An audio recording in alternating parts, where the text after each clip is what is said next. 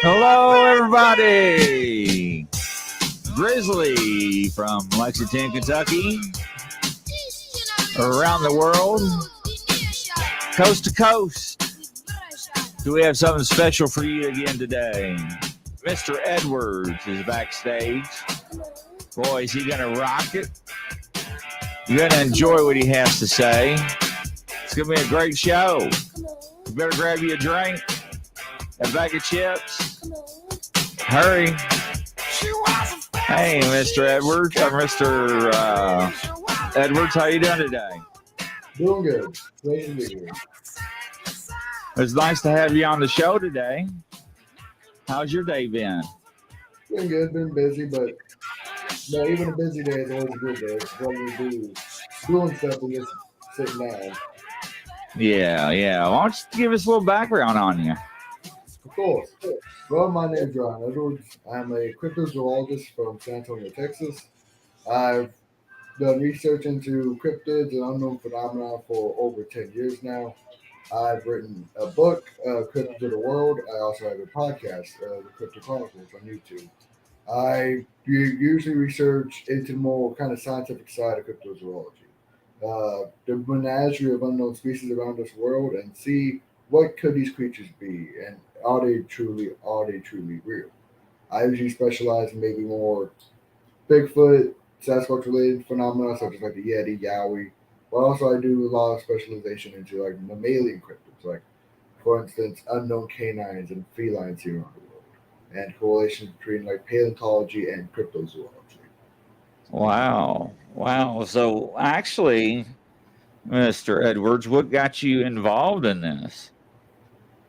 Well, what I like to say is I was like any little boy. I love dinosaurs and animals and mysteries and stuff like that. And I guess I just never grew out of that. Because thanks to being involved with mysteries and things like that, I found cryptozoology. Because I believe it was one show I watched as a kid that really got me into it, and that was Monster Quest. That was produced by Check. And seeing that show made me realize that there's still a lot of natural mysteries out there, and but honestly, maybe real life monsters. So I got into the world of cryptozoology, and my viewpoints changed from when I was a child until now.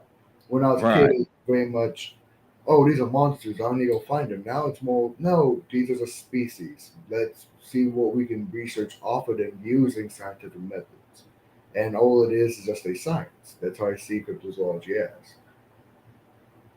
So how long have you been practicing or investigating and researching? Researching, pretty much how I see it, it's more armchair researching as of now. I've done a lot of research into like talking to eyewitnesses, things like that. Not a lot of field research, but researching for over about 10 years, ever since I was like a kid, and now I'm in my 20s, and I'm doing it still today. So I'm hoping to have a pretty bright future in this field, but I'm doing it for quite a bit of time now. That's good. So where does your research take you and stuff? What I do with research, let's just take, for instance, I take maybe a particular cryptid, and then I look at it. I, of course, analyze its description, its behavior, its eyewitness accounts where it's seen, and then I can try to correlate what could that creature truly be. Like, is it something from the paleontological record? Is it something that's misidentified? Is it even something that's been misplaced? Like, for instance, like the eastern cougar.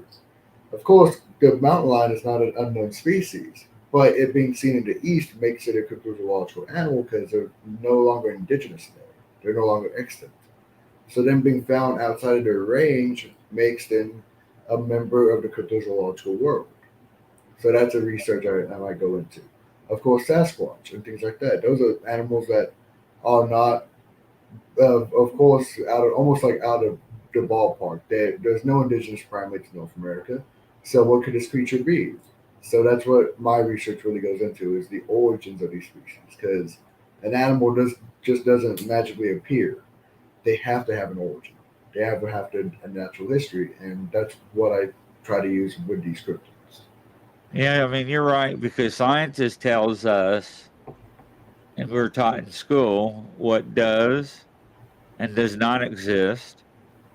What we hear, we do not hear, what we saw was not seen.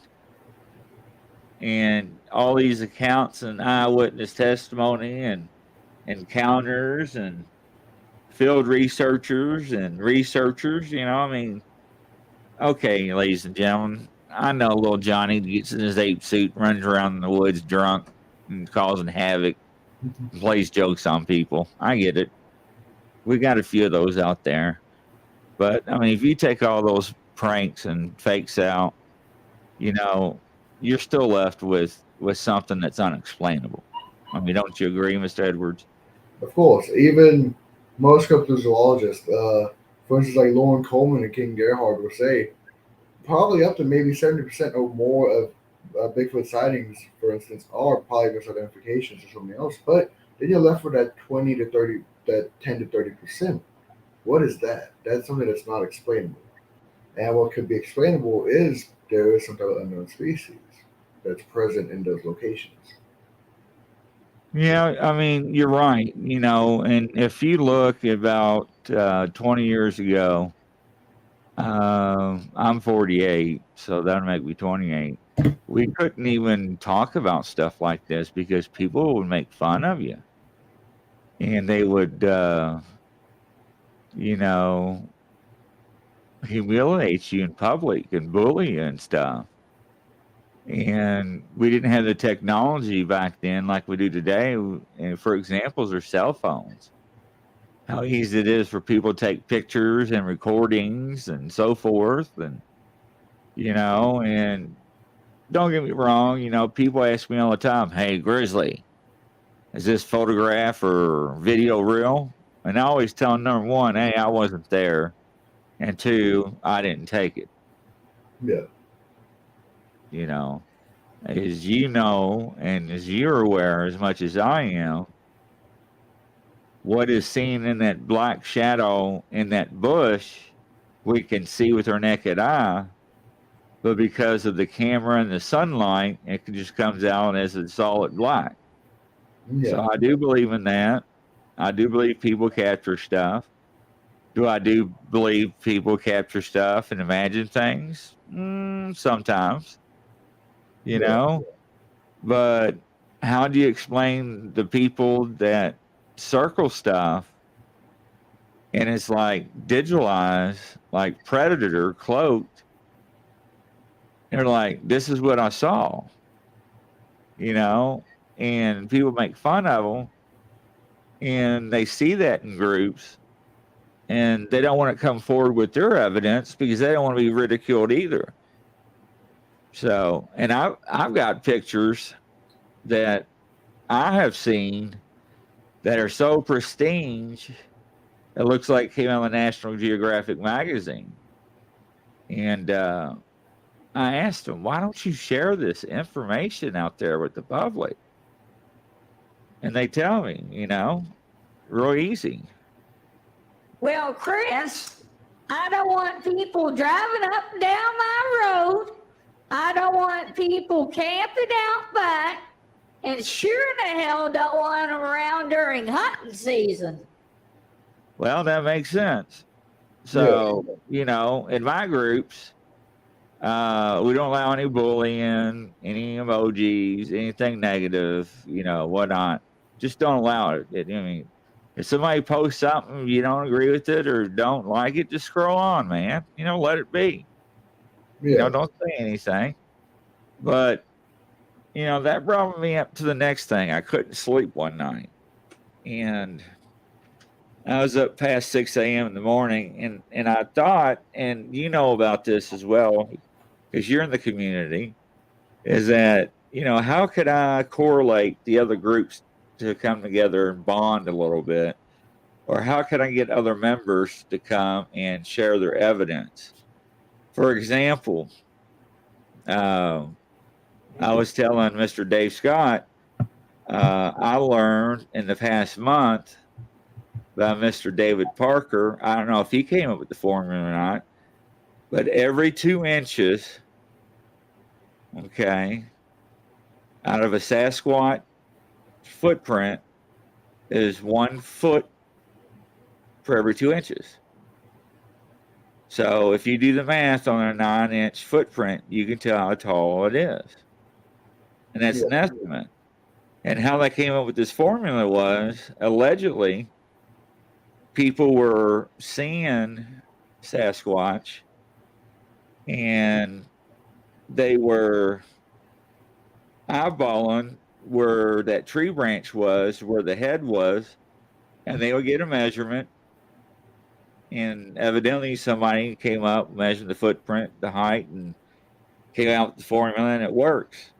And every time I do, somebody in the comments would measure their feet, and they were like, I'll be damned, it works, you know? And so, you know, sharing evidence with people, you know, sharing other resources and tools for their toolboxes, you know, is a prime example because, you know, I think our community could be a lot more closer.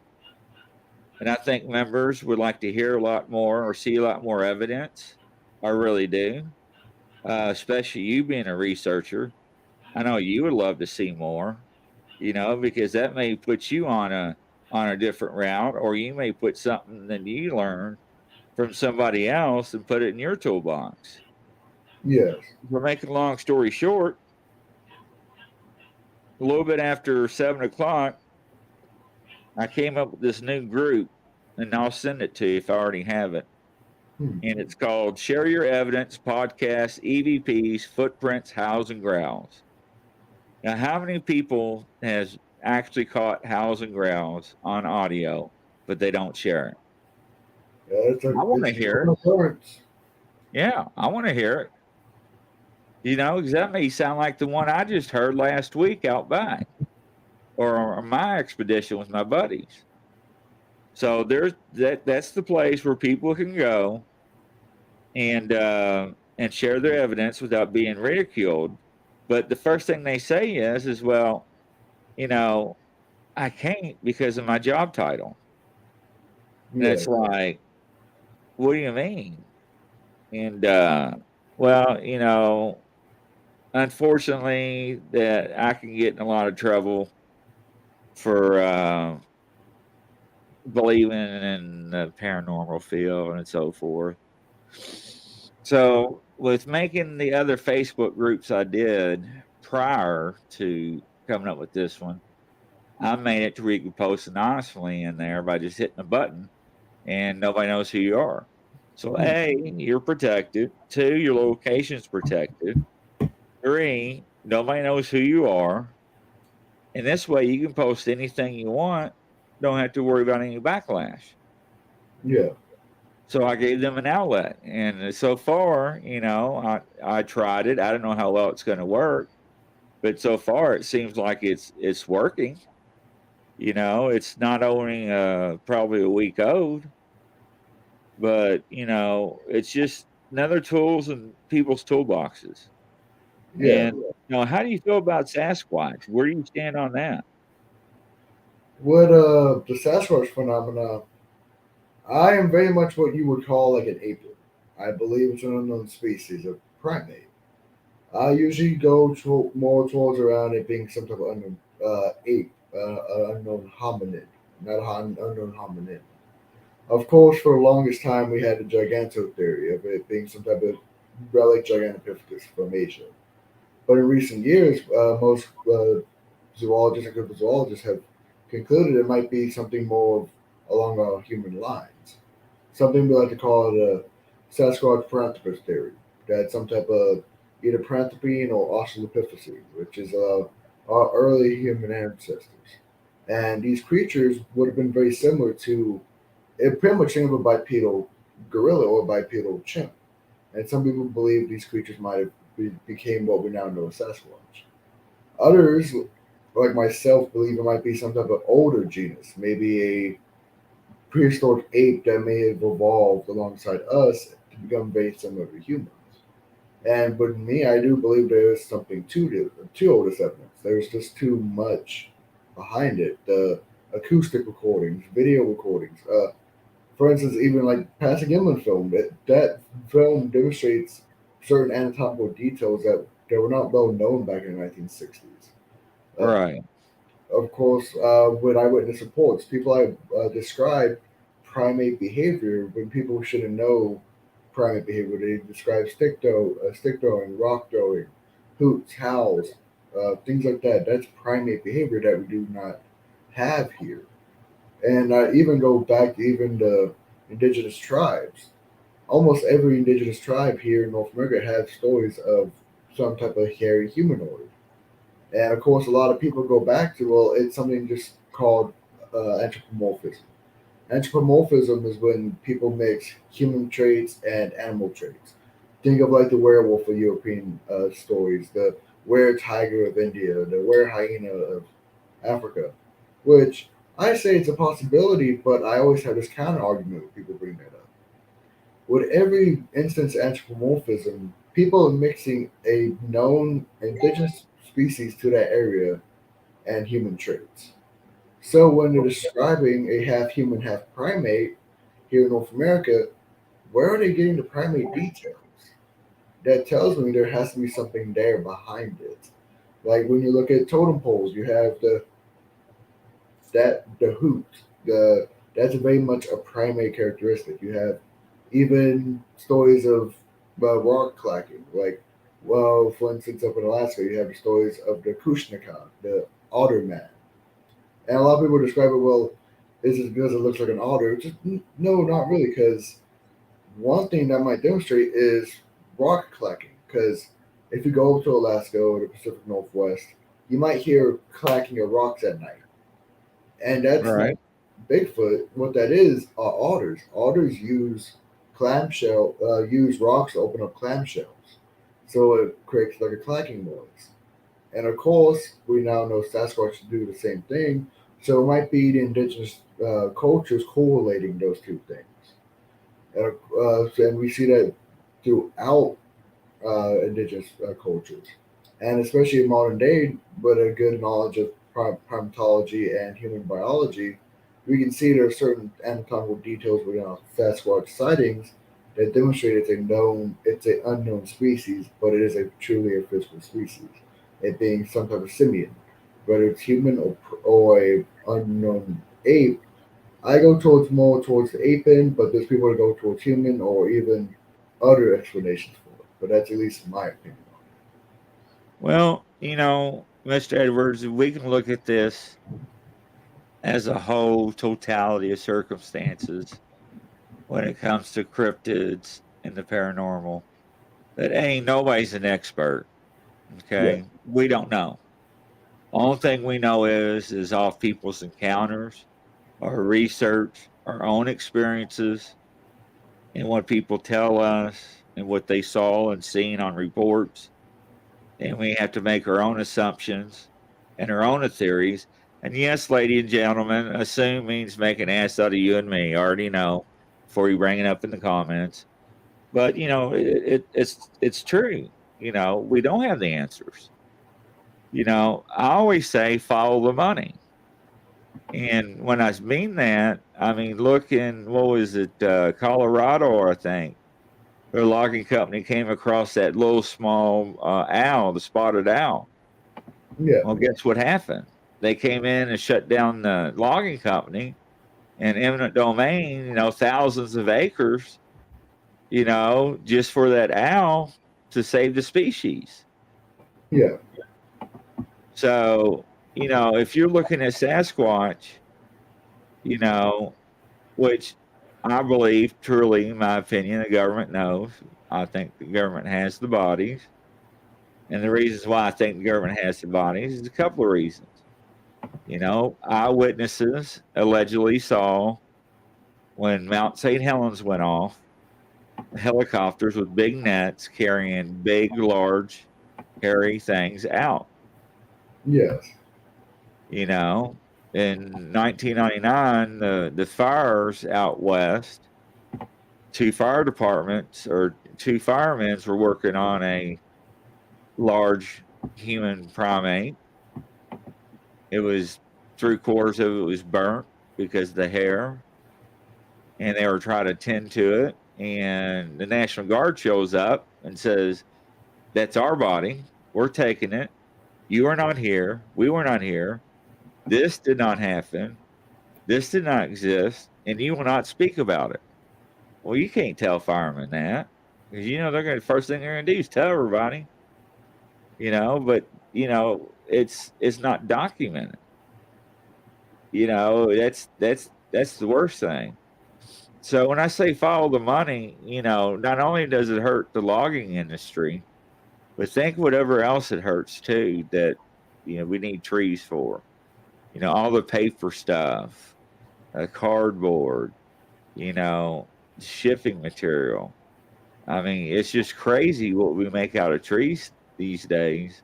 Yeah. And a good example is Expedition Bigfoot. The last chapter of the last season that ended this year. Remember, I don't know if you watched that show or not. They come across that old guy in that pickup truck on that dirt road. The guy's like, "What are you doing here?"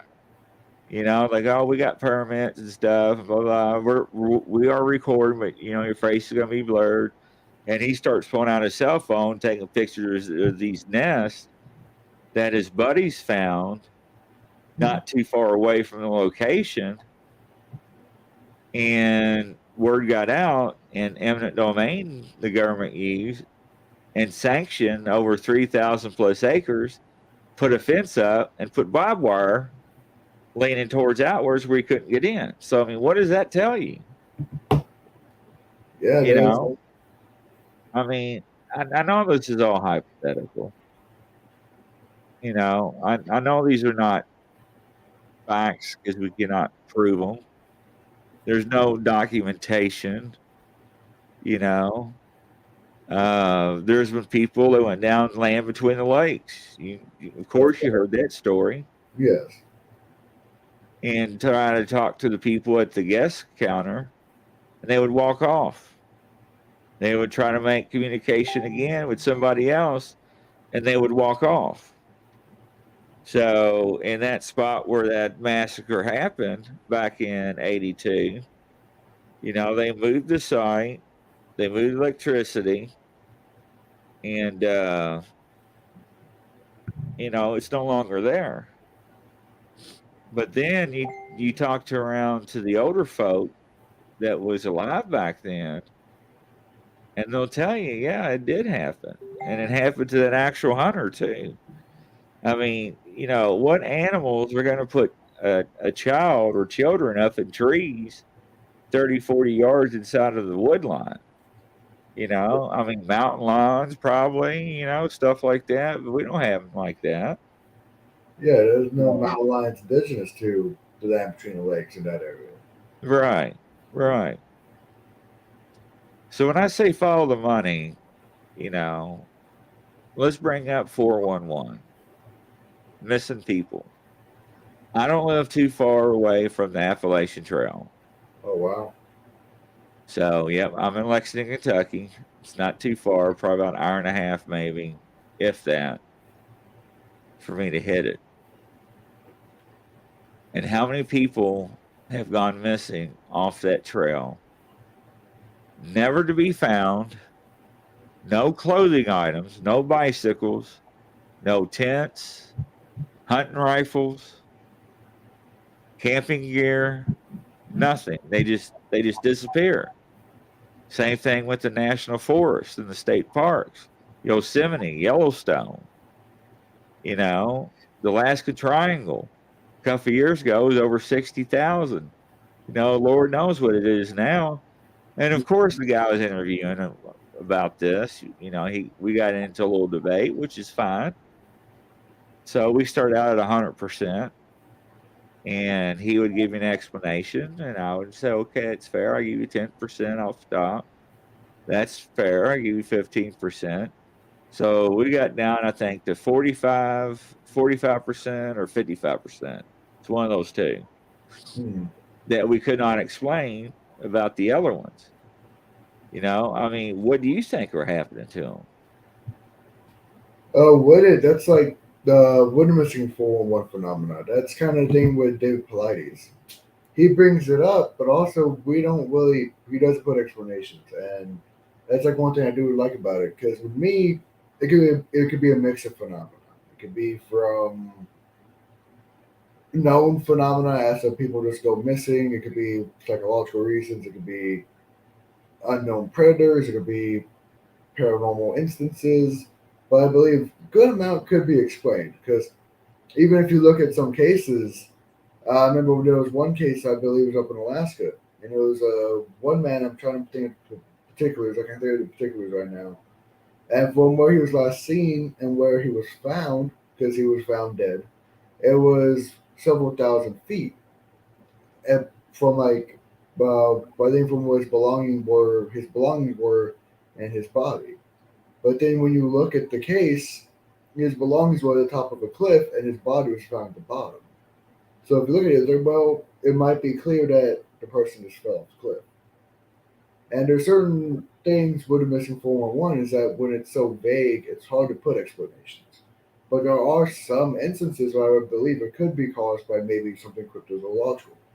Of course, if we look at the case that happened up in the Smoky Mountains, trying to think of the boy's name, but I believe it was 1960s, where a young kid was supposedly taken by some type of hairy humanoid. Right. And some people say it could have been a wild man. Some people said it could have been Bigfoot. And of course, that could happen also in the past. Because, for instance, we have stories of when kids get found after they go missing. They talk about bears saving them, or some instances they say, "Well, Mr. Wolf helped me," or "Mr. Bear helped me." And of course, that is not wolf or bear behavior. Even I know a couple of years back, there was a boy that was lost in North Carolina and then found, and he said a bear saved him. And of course, everyone said, well, it must be a miracle, it must be a bear saved him. But from a zoological standpoint, that doesn't make any sense. That's not animal behavior.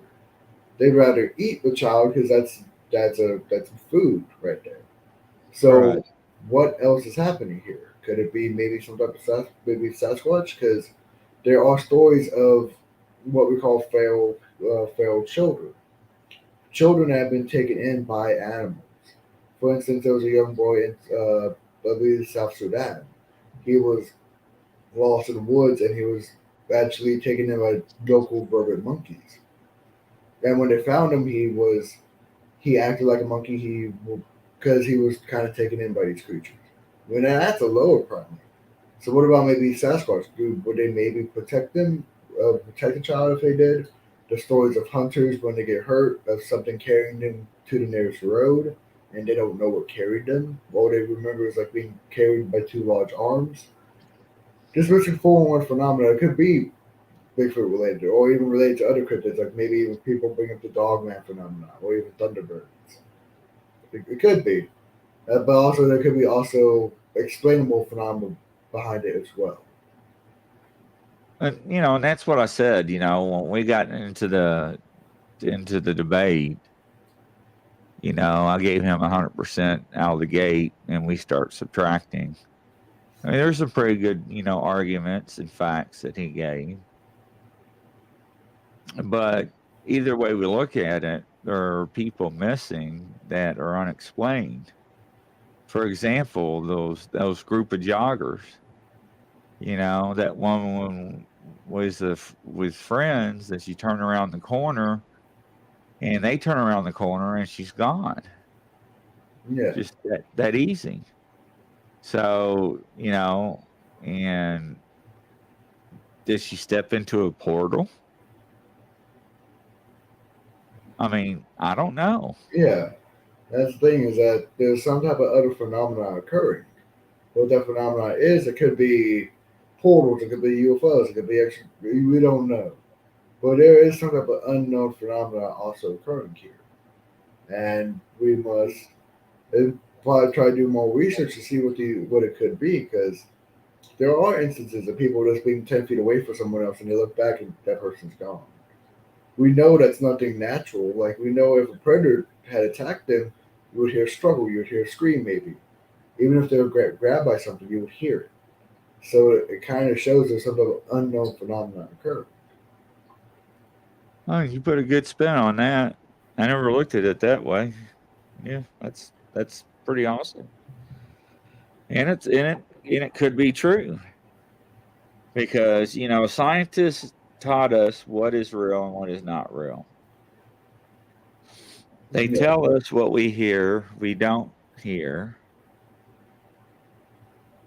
They tell us what does and does not exist in the world. And we have what I call monsters that are being washed up on beaches across the world, and nobody knows what the hell they are. And there's people down there poking them with a stick, taking pictures, but they stink, you know, 'cause it's dead, you know. And my question is, the city or the government comes in with a backhoe and digs a hole and buries the body right away. Well, what about the flatbed pickup truck?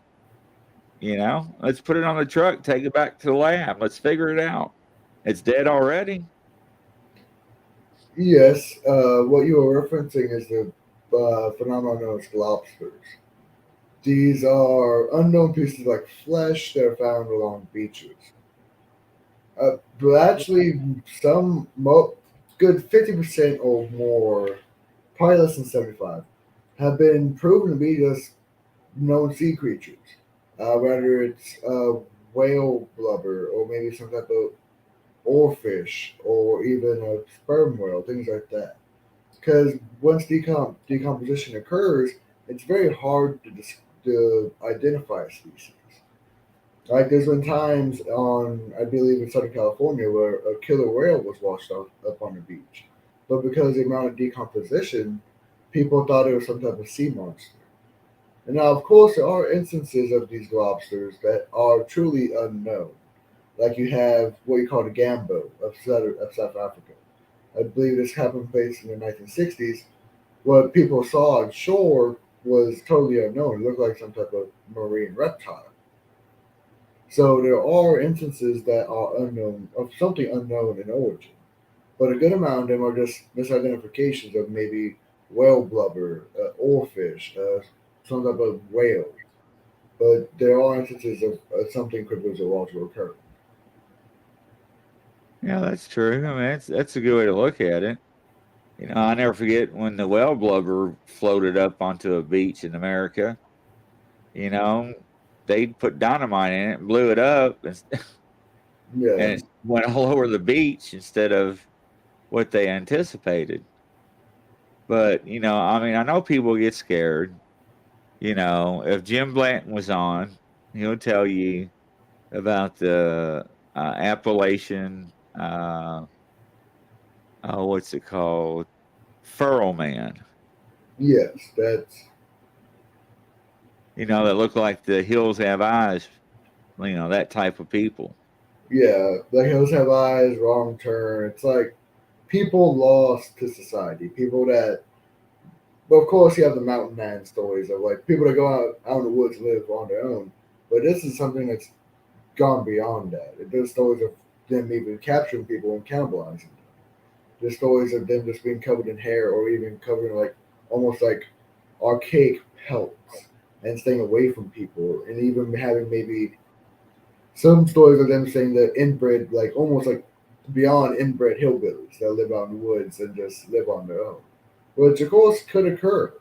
But it's just kind of a really interesting phenomenon because then if that is occurring, it's not even cryptozoological because that's a person that's doing that.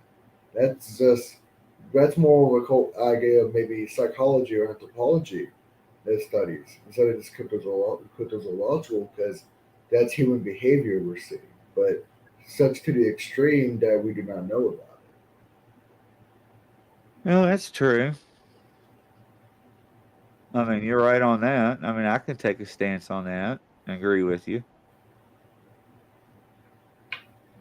But no matter how you slice the pie, like I said, nobody's an expert. You know, we know more about the moon and Mars than we do about our oceans and the land that we walk upon or it. Yes, never even touched. So, you know, it's just amazing how something so big can be secluded and not being found. And I had a message one night. I think it was one of my late night shows, and somebody typed in, "Is that have you ever heard deer walk up to you? Have you ever heard deer or turkey walk up to you? You just turn around and look, and they're in front of you." And it's like, yeah, you're right.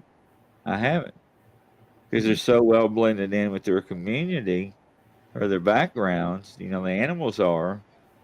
They just don't make any noise.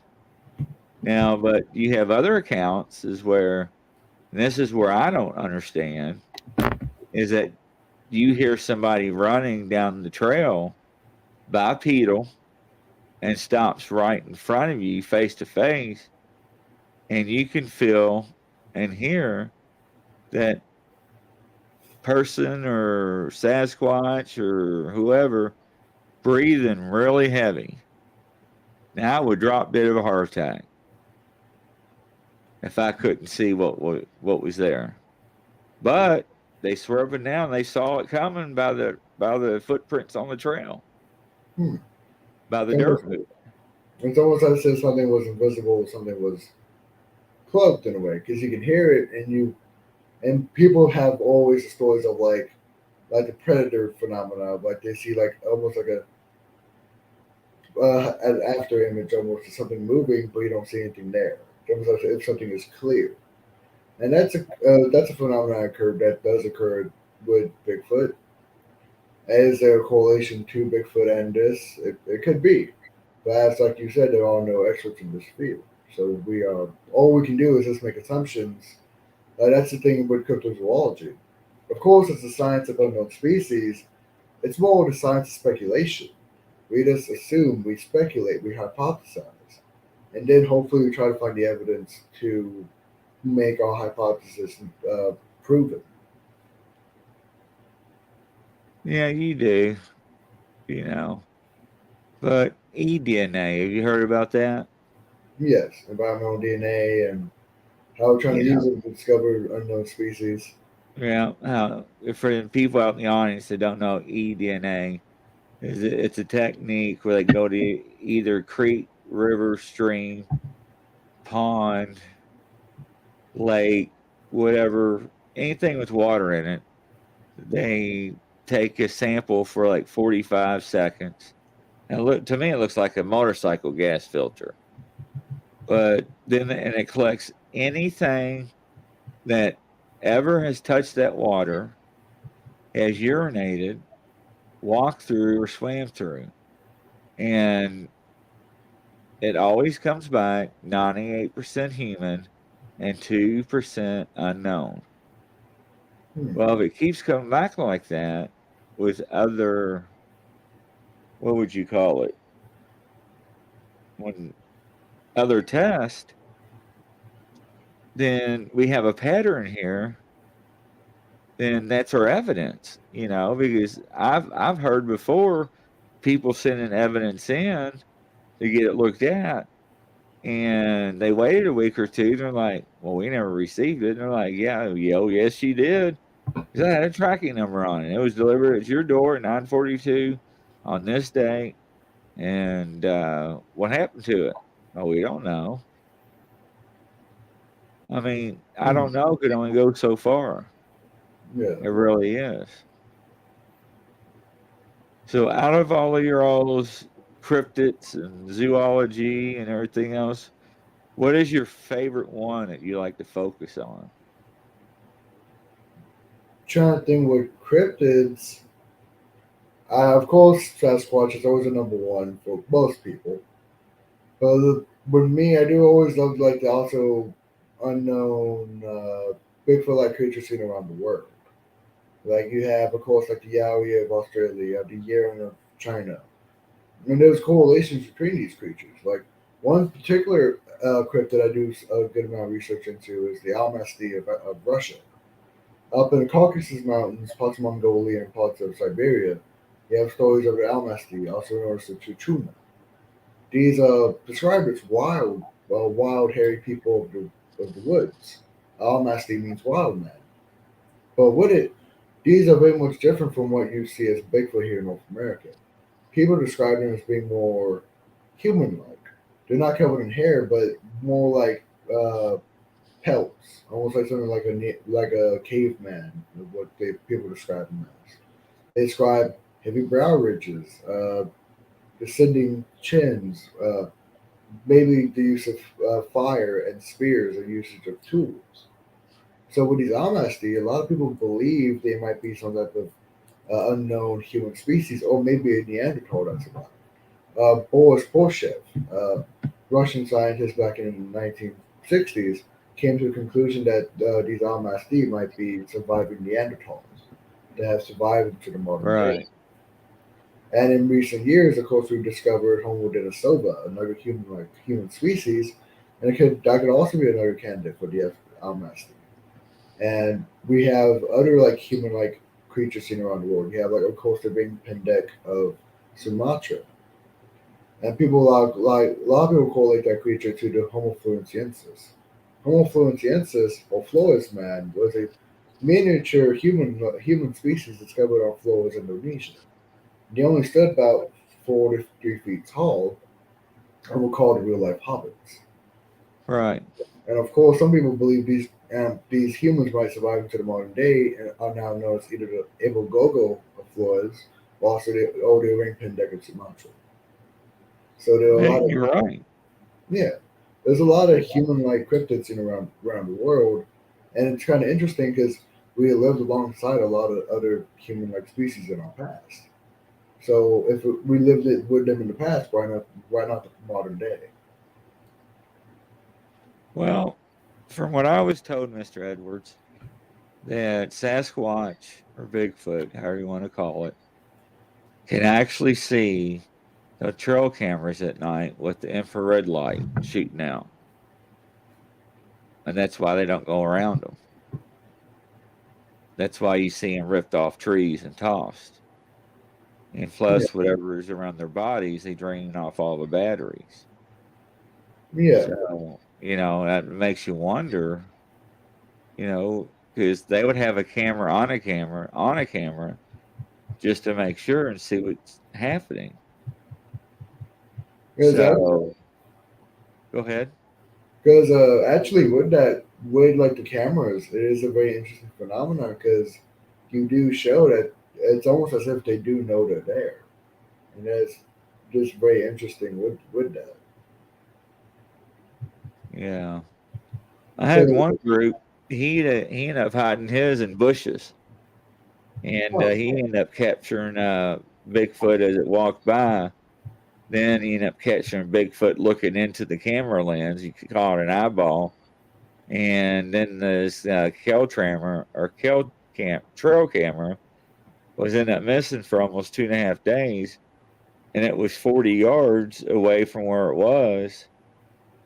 And it had bite marks on it. And it was destroyed. Oh, wow. So, you hear these things and you have to take it with a grain of salt. And like I said, people always say, Grizzly, what do you think about this or that? I wasn't there. I didn't take it. I don't know. Anymore with Photoshop and stuff like that, you can change a lot of stuff. Yeah. But when people have it on their cell phones and they confiscate the cell phones, well, not confiscate, court order or whatnot, or ask politely, and they look in their wallet and they can't believe it 7 years later. It's like, what happened? Wow. Because there was actually a point that you brought up with that trail camera phenomenon, and you brought up the IR light, like with Bigfoot being able to see it. There's actually another thing that we've noticed with bird primates is that back in 2009, German researchers from the German Institute of Primatology and Anthropology went down to Africa, and what they did is they put different trail cameras up, and they studied 3 species of apes. chimpanzees, gorillas, and bonobos. And they found out these primates realize and recognize trail cameras. They know what they are. It's something we call novel stimuli.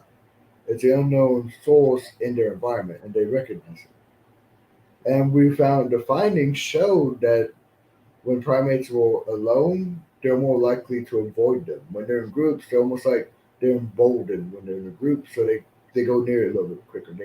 They might touch it, they might rack it, they might even take it off the tree and move it.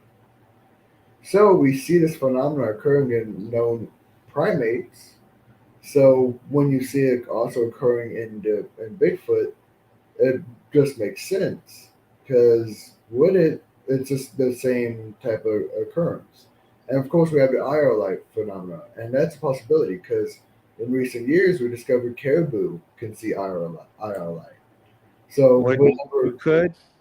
Caribou, Yeah. So with that, maybe these Sasquatch could see IR light because that would be helpful because people don't realize what we see as color is only one section of the whole spectrum of all the color and like all the color. What we have is a visual color spectrum.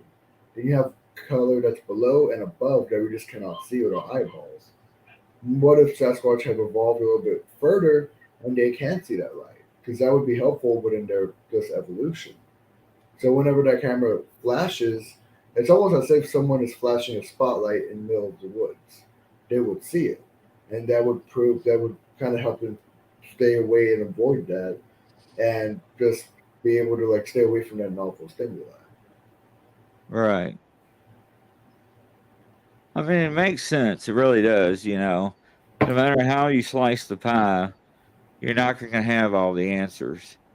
And, it's like all these TV shows that are on TV. I like watching most of them. But, it may take them a week to come up with 47 minutes worth of airtime, counting the commercials, just like bass fishermen, when they record those. They don't sit there every cast catch a fish. No. It may be hours and hours, and they're going around in different places. Yeah. But to have that on TV, it's like I cast one out, and, oh, I got one. Cast one out, oh, I got another. I wish it was that easy. But it's not. It's a week's worth of filming for an hour's worth of TV show, pretty much. Right.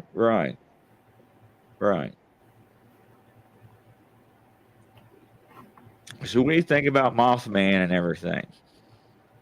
And Mothman, that's a cryptid I have done good amount of research into. My conclusion with Mothman is that it's something that's truly unknown. It can't be something that's like, let's say, evolved or adapted here on Earth.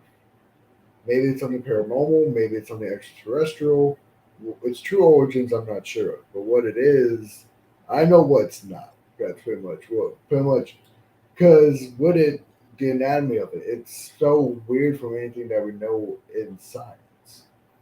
And even the phenomena occur around it, of course. Because with Mothman, you have other phenomena as of like UFO sightings. You have animals acting weirdly. You have, of course, what we call like disasters occurring around this Mothman creature, Mothman phenomena. Like we have the Silver Bridge occurrence up in Point Pleasant. Then, of course, not a lot of people realize this phenomenon also has occurred in the past. People, before Chernobyl happened in Ukraine, people supposedly saw a large flying humanoid creature flying above it. Even before the Battle of Waterloo with Napoleon, there were some reports of something flying in the sky that looked like a human. Of course, back then they acclimated it more to like a demon because, of course, they thought it was just a cursed battle. But what if it was more akin to maybe what we have as the modern day Mothman? And one also cryptid I correlate a lot to the Mothman is the Owlman of the UK. Back in the 1970s in Cornwall, England, there was an unknown aerial creature flying around the skies of Monad. A local church. I didn't know that. Huh? So I didn't know that. Yeah, people describe it as almost like a human-like figure, but with like owl-like ears, almost like think of the Batman mask, like two little ears coming on top of it, and it was covered in feathers. The sightings started with two young girls from America. They saw this weird creature flying above the steeple of the church, but soon other people started seeing it, and also weird phenomena occurred alongside it. Like in Point Pleasant, you had weird phone calls when people would hear like the static or noise or just a weird voice. That also occurred in England with these Owlman sightings. Also, there was weird animal sightings. Feral cats were starting to attack people just randomly. There were stories of birds literally flying into the sides of buildings or into windows trying to attack people. There were also a litany of other cryptid sightings in that time period. There were more Black Panther sightings in the UK. There were even a number of UFO sightings. So I kind of correlate this Owlman creature very much to the Mothman of Point Pleasant because it's not just a very similar physical description, but it's also very similar phenomena occurring around it. And of course, a lot of people nowadays they see Mothman, they describe it as more insectoid. Like even if you go to the Point Pleasant, Virginia, you see the Mothman statue. And if you have seen it, you see like two arms and two wings and two legs, and that's very similar to what people were describing. But people have made it more insectoid in modern day. But the original descriptions of this Mothman described it more bird-like. Even the first news reports of Mothman before the night Mothman came around was Big Bird. They described it as a big black bird flying around the TNT area outside Point Pleasant. And now Huh. we have the modern day like Mothman. Like one of my friends was playing a video game. I'm trying to think what it was called, like Fallout 76 or something, and it has Mothman in it. They showed me a picture of Mothman, and it looked more like a giant moth. And I'm like, well, that's the name, but no one described it like a moth. The original reporter that made the name Mothman wanted to call it Batman because they described it more almost bat-like. But of course, Batman, the superhero, so you can't call it Batman, so they just called it Mothman. So it's kind of peculiar how people kind of made it more insectoid. But with me personally, I do believe it's just something else because there's too many weird paranormal occurrences occurring around this creature to make me believe it's something like that. It's just naturally occurring. Well, Paranormal Caught on Camera. Have you ever watched that show? Little yeah. Back in the day, I used to watch a couple Yeah. like years or so ago. And some of that stuff, it's like, yeah. Some of it's like, woo. I mean, I don't know. They try to debunk a lot of that stuff. But, it's like the daddy over in England with the two children out back going over to the apple tree to get apples so they can eat because they were playing outside with the father. And they go over to the apple tree and the dad picks the apples and everything for one for each child and himself. And the daughter looks up and says, "Daddy, what is that?" And he looks and he gets a clear picture of a fairy, Yeah, a Tinkerbell. And it turns around and flies towards his cell phone. And they all take off running and screaming. So, if we're told that things do not exist, and here it comes, ladies and gentlemen, I'm going to bring up the religion. God said that he made things seen and unseen. So, there's four folklore stories about fairies, gnomes, the Kentucky goblins. We had the goat man over here in Louisville. I mean, it's just you don't know where to stop because you can go in all these different rabbit holes. yes. Because So, my question is to you: how do you think Bigfoot and UFOs correlate? Or do they? With me, at least with my research, this is all my opinion. Like, doesn't necessarily mean it's true. I do not believe they correlate, but of course I say believe because this is just what my research comes to. I believe there are two unknown phenomena, but I don't believe there's correlation between them. But some people, when they see something that's weird and strange, they try to correlate to other things that are weird and strange. It's like saying ghosts and UFOs correlate just because they're unknown. With me, I don't believe Bigfoot correlate to UFOs because, of course, there's sightings of UFOs and Bigfoot occurring at the same time. How many times does a UFO sighting occur and Bigfoot doesn't? Or how many times does Bigfoot sighting occur and UFOs don't? And we hear about it a lot just simply because it's just publicity. It's a lot. We hear about it because it's like the same cases being heard over and over again. It's not a lot of new cases. So with it, I just believe the people that are interested in the Bigfoot UFO correlation, there could possibly be one. It's a possibility, but is it a probability? I don't believe it's a probability. I believe it's just an unknown species. If anything, maybe with extraterrestrial beings, if there was human abduction and of course animal mutilation, you never know. Maybe they would be interested in Bigfoot as well. Maybe if they saw another human-like being, they might be like, "Hey, what's that thing? Let's go study that." Maybe that's what's occurring. Maybe, but the idea that Bigfoots are coming out of UFOs and that Bigfoots are aliens, I don't believe that. My research doesn't conclude to that. But I don't think there's a correlation. But just because I don't think it doesn't necessarily mean it's true. I just believe it's a unknown primate. Well, and let's talk about that for a second. Giant skeletons have been found between 9 and 11, 12 feet tall. Yeah. In the Bible, we have Cain and Abel. We have Bible verses that says we walk among giants. And the Bible that we know as today, you and I know there are books missing on that Bible. Yeah, like Book of Enoch, the Book of, and just different other stories that were edited out of it. Because some people don't realize. Well, me, I'm not much of a evangelical, but people don't realize that the Bible was edited several thousand years. It's things were taken out, things were put in, things were taken out, things were put in. It's like it was a living text for the longest time. People were changing it, and people were like just saying, "Hey, that should be in here. That shouldn't be in here."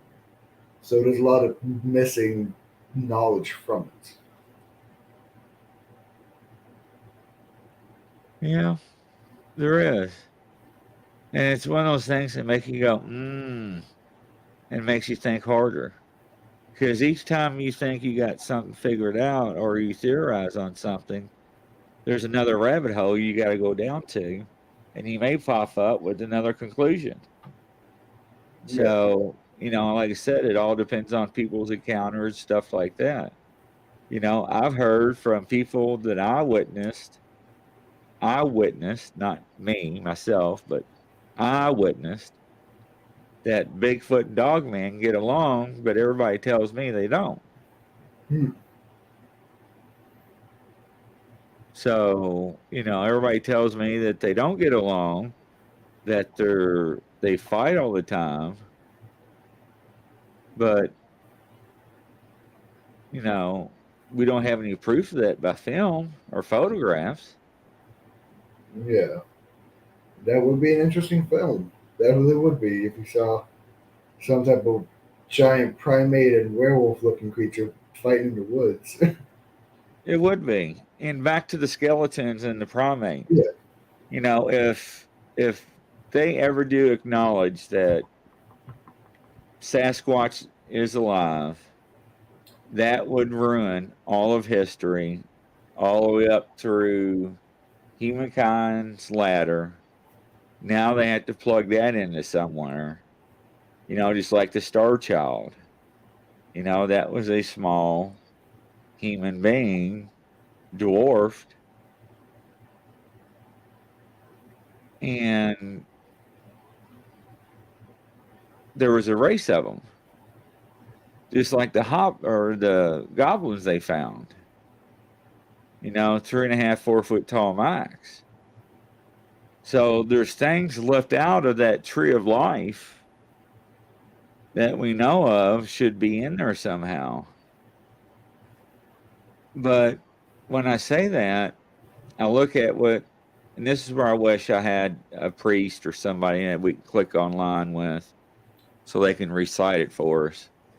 But, God said that he threw out a third of his angels from heaven. He did not say he threw out a third of his angels into hell. He said heaven. Threw them out from there. So is that what we're seeing today? Is Dogman and Sasquatch, known also as the Watchers?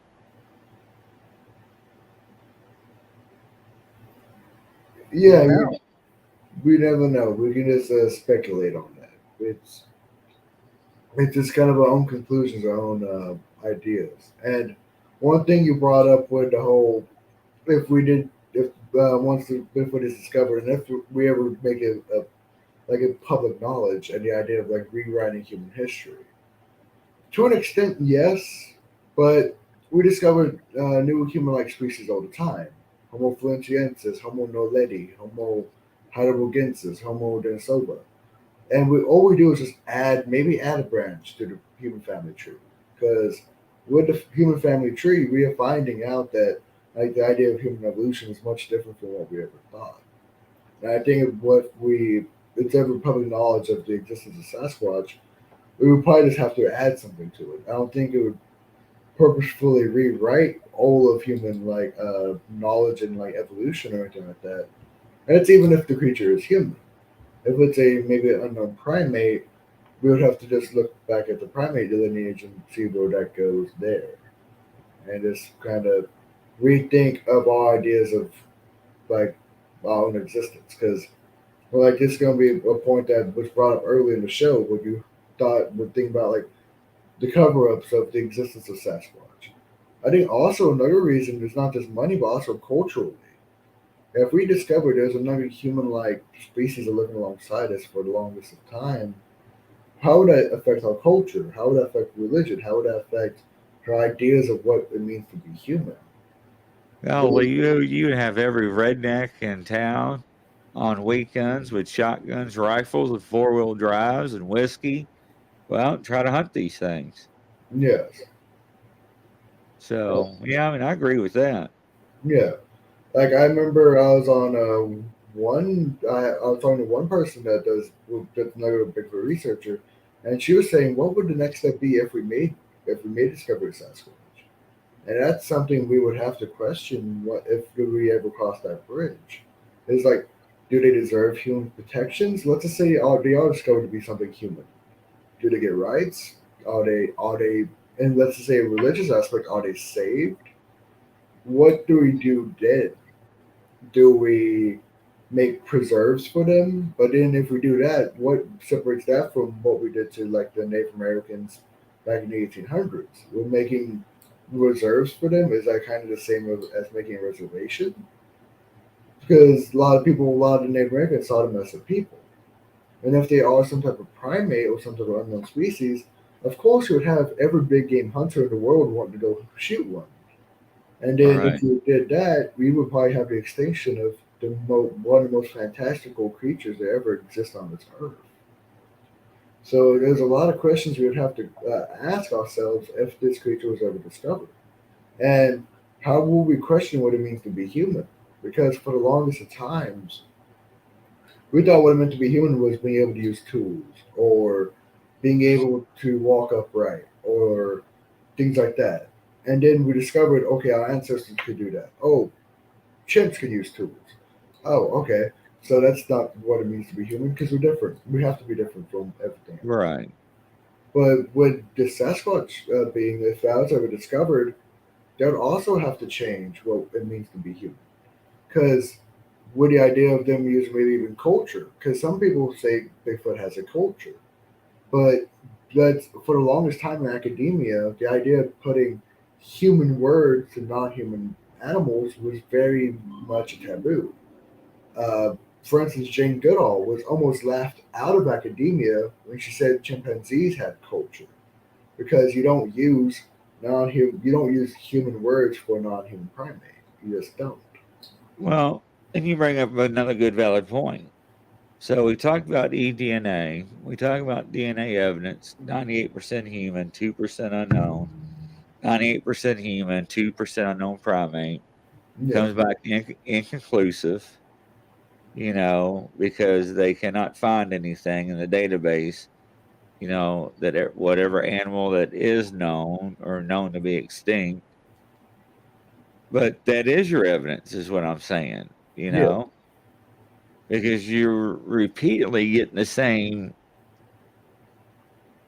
answer or the same response each time. And a lot of people, don't even want to take your evidence anymore. yeah, Yeah, send it to me, I'll take care of it. And they sent it to them, and once again, they never received it, and they're on the phone with you, and you're like, yeah, you did receive it. You received it on this day with this person signing it because I had a tracking label. yeah. Well, we never didn't come here. And it's like, come on. If the thing's real out here, we need to know about it. Yes. You know, And also, it would just be kind of a public safety concern you would think about. Like, if we knew that Bigfoot and like Dogman and all these cryptids were real, maybe people would be more careful in the woods. Maybe this missing 411 phenomenon might decrease because they would know, okay, there's something else out there in the woods that's dangerous. But also, would you have to worry about maybe mass panic? Would people worry about, do I want to go to Yellowstone now? Do I want to go to Yosemite? And how would that also affect the national parks? People probably would go out there because they would think there's a Bigfoot behind every tree. Because if it was proven it was real. But that's still the idea that people believe these creatures are just monsters out there ready to kill them. I don't believe that. I believe they're just a regular animal. But if you get in their way, they'll do whatever they have to do to get you out of their way. Yeah. Just like a bear, just like a wild boar, just like a wild cat. Doesn't mean they're a monster out there ready to kill you the second you walk into the woods. This isn't Friday the 13th, but I do believe they would be dangerous. And how would this also affect like the public idea of these animals and the public domain and the public idea of just the wilderness? It would totally alter our perspective of the wild if it's ever proven that these creatures will be. Yeah. There's so much to think of. There's so much to speculate on. Everybody has their own theories, their own thoughts, their own points of views on everything. Hopefully one day, maybe not in my lifetime, the things will actually work out and come true. But if you look at back in 1954, Eisenhower allegedly met the aliens in a U.S. hangar, and they signed a treaty with them. You ever heard about that? Yeah, I've heard about that. I think it was the story said that he went. Supposedly, the public story is that he went on a vacation or something to like California or something, but then in the vacation he got whisked off into like a black limousine or something. Right. And there's a representative of someone else there, and I think the story says he was a representative of a federation almost like of other planets, and he wanted to talk to Eisenhower because of course this is after Roswell, this is after even UFOs flying over the Washington D.C. So supposedly the story goes that it was like the first contact with extraterrestrials, but of course it wasn't public knowledge.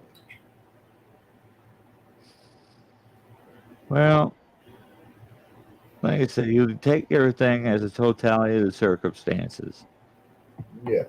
And unfortunately,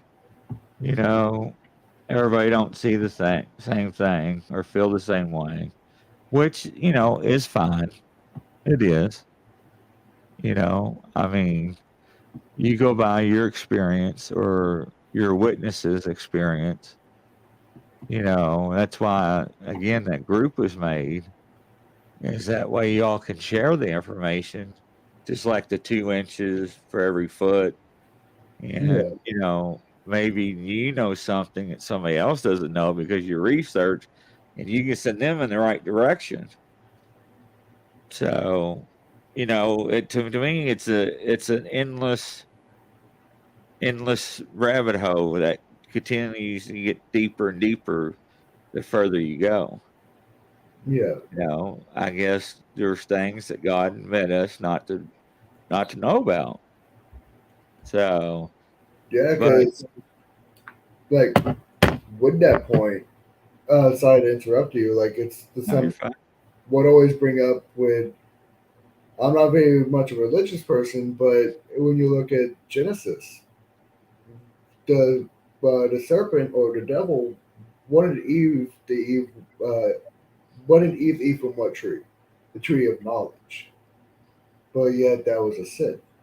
So that shows that there might just be certain knowledge out there we just should not achieve, or we should maybe not know. And it kind of maybe just a religious aspect to it. Well, I mean, yeah, I mean, you can look at it that way because in the Bible it states we walk among giants. The Bible recites giants. You know, we found caves where the Indian tribe, I can't remember which Indian tribe it was in Midwest, they got tired of these hairy red monsters, you know, with big feet coming out, stealing their women and children and go back and eat them in the cave. So Yeah, what do? They put a bunch of or wood and brush from it, set it on fire, and killed them all. yeah, You know, and every one of them had elongated heads. And there for years, they, referring to the scientist, stated, well, they did that to mimic the ancient civilians or citizens or civilizations back then to mock them. But then they look at it closer today, then they're missing that one little, what's it called, that goes through the crack through your head. like the cranial suture. Yes. But they're missing that. So now, you know, are those Bigfoot? Are those the giants? Yeah, But because yeah, you know, it shows we that. have some with red hair on it.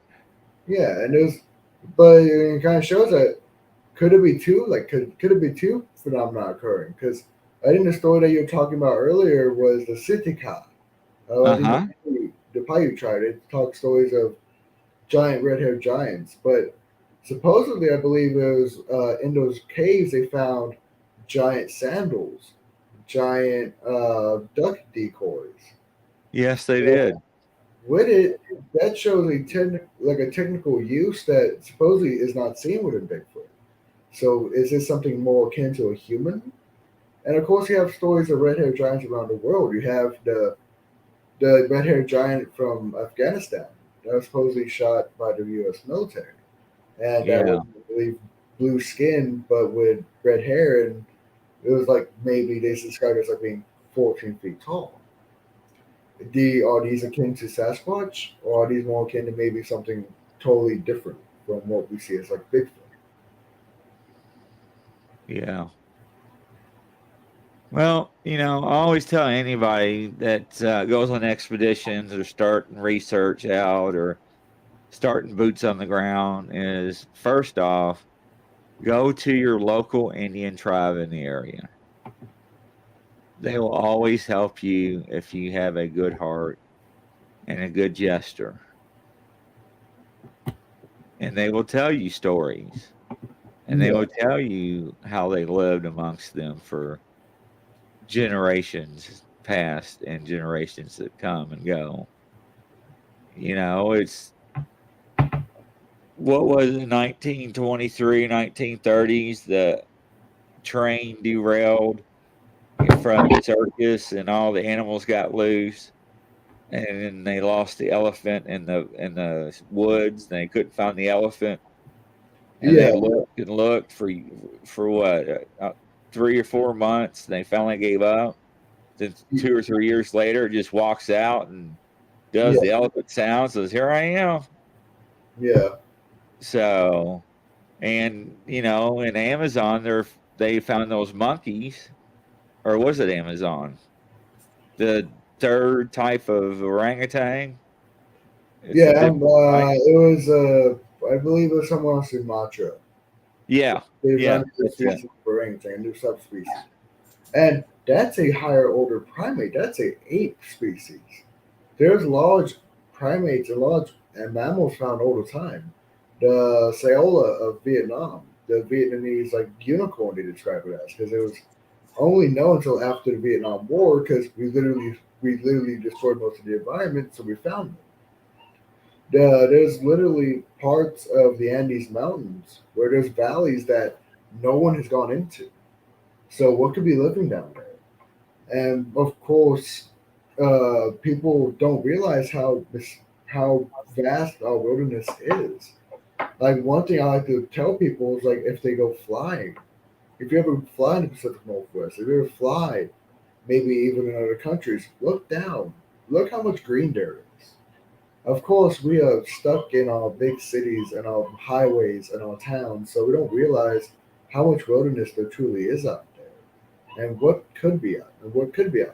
Because people kind of have a ego and a idea that we know everything. We know what's yeah, wrong, so people don't question it. And if you don't question it, the questioning is the first step of science. I always say questioning, and then you try to solve that question. If you don't answer that question in the first place, you're never going to have answers. So if you don't question what's in that deep woods, what's in that lake, what's in that ocean, you're never going to find it. And that's something that most people don't do nowadays because they have that idea that, oh, we know everything, science knows everything, and we don't. And that's one reason I love cryptozoology because it's a it's a microcosm of showing there is stuff science does not know, or maybe science hasn't known yet, or like how people talk about like magic and stuff like that, and how magic is just science we don't know about.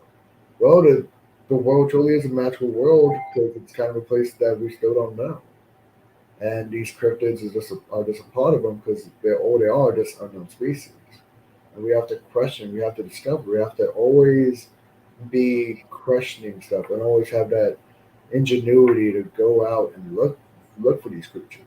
And if we don't, we're never going to make those discoveries.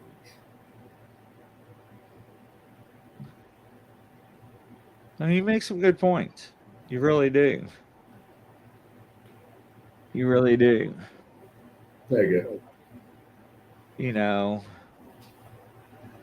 but when you encounter something that you know or you've been told that don't exist, I have people that have seen things. Now they won't go back in the woods and they have PTSD, Yeah, because they cannot wrap their mind around seeing a creature or a Sasquatch. They thought it was always fake and all that other stuff. And like we talked about earlier, yes, people fake stuff. Pictures, videos, footprints, they do. Even the crop circles. Look at that. What was that back in the late 80s, early 90s when they proved that man can make those? yes. Well, most And of it. most of it. There's still some of it just so intricate that people just cannot create it. It just kind of shows that there's something else going on there. Well, you're right. But like I said, you brought up a good point about the cave system. We got Mammoth Cave right down the road. Oh wow! And that has still not been mapped out and explored all the way. And people, it's almost like a whole city down there. Like Uh-huh. You could fit a whole population of people down there, and you would never know. Yep. And then when you bring that up, what comes to my mind are the ant people. Yeah, You of like know? the Southwestern Native American stories of the ant people that come out of caves and help them, especially during their times of disaster. Because I believe it's the not the Navajo, but it was the one of the Southwest cultures. They talk about the end of time. It's like a different time of Earth, like how the Aztecs have. There's different times. There's a time that's stopped by a flood, one that stops by fire. And when these times of fire or flood happen, the ant people come out and bring them into the caves and help save them, and then bring them back out. But the ant people stay under. Yeah.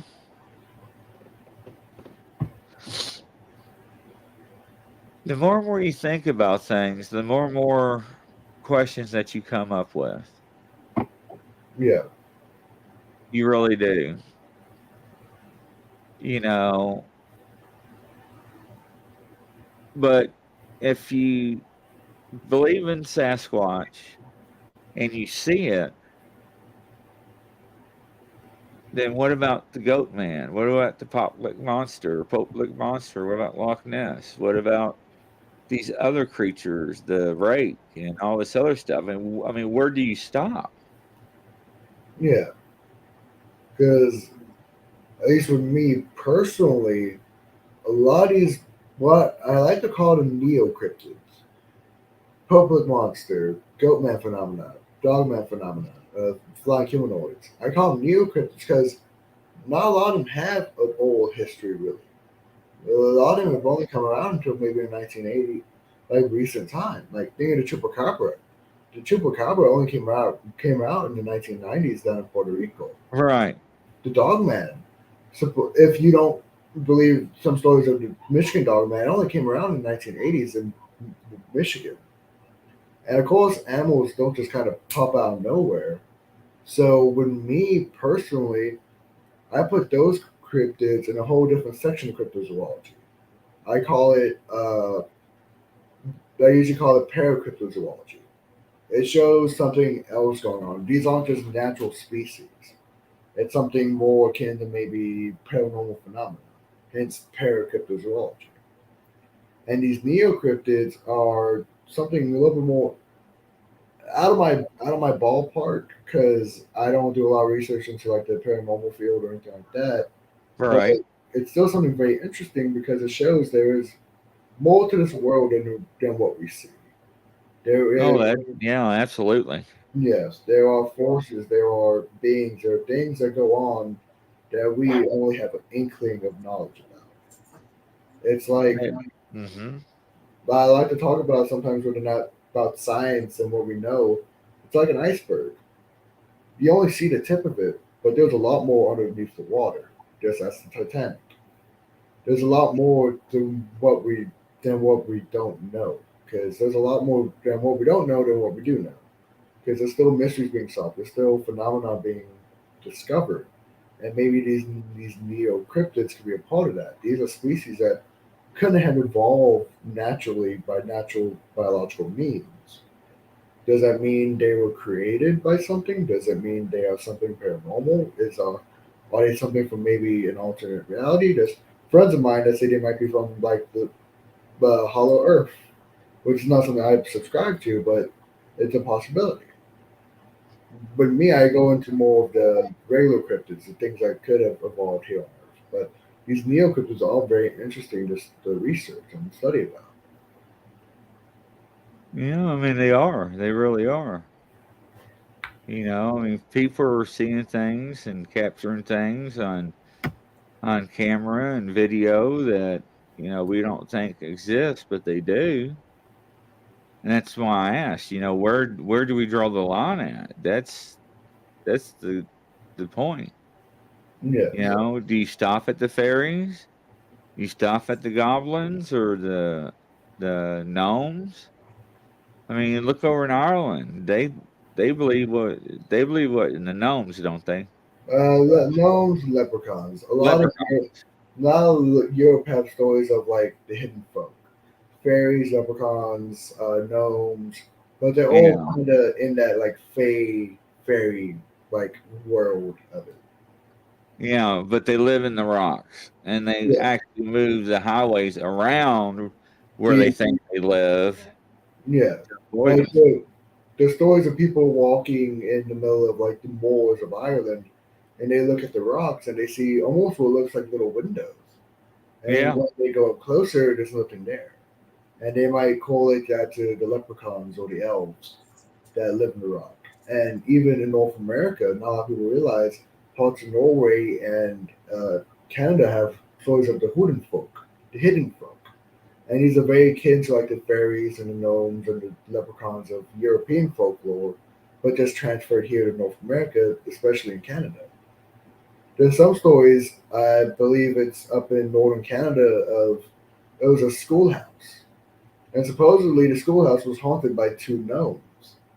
I believe they were like Snorri and Utic or something like that. And what they did is they ultimately closed the school down because things were being tossed at kids, things were being destroyed, and they don't know what were destroying them. So they ultimately said it was these two gnomes, so they abandoned the school because of these two unknown creatures that are haunting the place. And even early in the 1800s, there were some laws preventing people building roads and areas to protect like fairy circles and Right. these fae folk. And that's something that does still occur into modern day in Ireland and parts of Scotland and England. They protect these like the fairy circles and things like that. Right. I mean, it makes you wonder. It does. You know, I mean, look at Nephilim. The Nephilim, yes. Yeah, The Nephilim. You know, giants from the Bible. yeah. I mean, then we're actually, been told before that each civilization, the Mayans, Aztecs, the Egyptians, they portray things that they seen to tell us what they lived with and what they endured. They didn't know what helicopters were or astronauts or planes, but they drew them. They drew Dogman. Yeah. So, and I was told also that there's sometimes people believe that each civilization was wiped off the earth so they can restart again. That is a story that does happen in multiple cultures around the world. Like, of course, you have like the Bible, the stories of like Noah and the Great Flood, and you have the flood mythologies throughout several cultures around the world, especially along the Mediterranean. The early Romans, the people that were there before the Romans, had stories of the Great Flood. People down Yeah. in England down in Egypt had stories of the Great Flood. So does it prove it happened? It's a possibility, but because there were not as many writings back then, it's hard to prove it did occur. But it's a possibility. Well, once again, there's missing books out of the Bible. Yeah. There's no disrespect to God or the Lord or Jesus or anything like that. But they were taken down the Bible for a reason.